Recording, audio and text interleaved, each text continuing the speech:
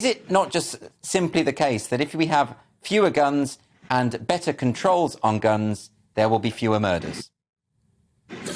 Well, I think in a very simplistic sense, Andrew, yes. I mean, if there are less weapons out there and there are more controls, then yes, inevitably there will be. But to be honest, I don't think it's a question of removing Second Amendment rights or restricting those in any way, but I think it is about controls. And, you know, I've used firearms in my professional life.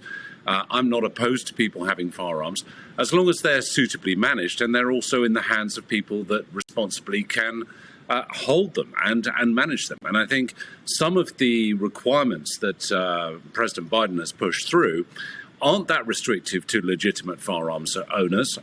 But I think what it will do is prevent firearms necessarily getting into hands of those that are outside of that criminal circle, because the criminal circle will always get their hands on firearms.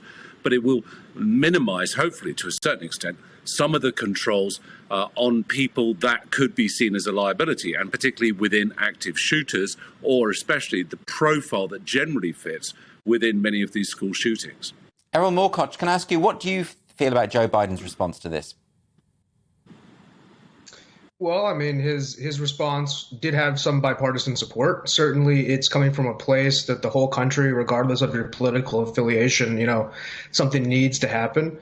I was pretty, inspired to see him looking at the real cause of these school shootings being that 18 to 21-year-old demographic. We have to look at what is an 18-year-old? What is a 19-year-old today? It's not the same cultural environment, you know?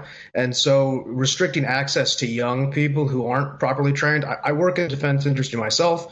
You know, there's a very serious regimen of training that somebody has to go through to be a certified contractor. I mean, you know, you're letting people access similar weapons. Now, there's a lot of semantics in terms of like semi-automatic weapons and whatnot. So, you know, is it what the NRA wanted to see? No, but is it probably what the middle of the road conservative and the Democrat Party wanted to see? Something, because it's gotten out of hand. It's not just one shooting. It's not just two.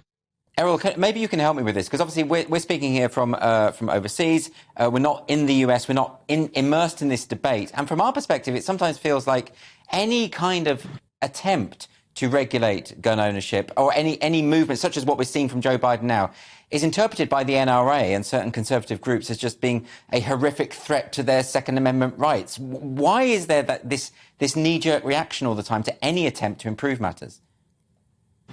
I think that's a great point you bring up, and it speaks directly to sort of the gun lobby and their entrenchment in the Republican Party, the old Republican Party, from, let's say, 1970 until, you can even say, Trump. Trump was the first Republican candidate back when he ran in 2016 to bring up the fact that, hey, you know, something needs to be done. He said that on stage. He didn't get a lot of fans for it, but, you know, you're seeing a change in the Republican Party towards a much more big tent policy.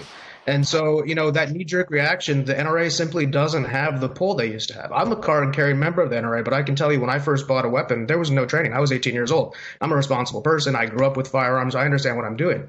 But simple things like that, where they wouldn't concede that kind of stuff, that's just it's about the people at this point. And things have gotten so polarized, and both parties are using it. You know, you look at where the biggest amount of crimes and murders, well, there's going to be in Democrat-run cities. What's the type of weapon used in most violent crimes? Is a handgun. Handguns are usually for person-to-person interaction, not for, you know, target shooting and whatnot, hunting. You aren't hunting with a handgun unless you're quite talented, we could say.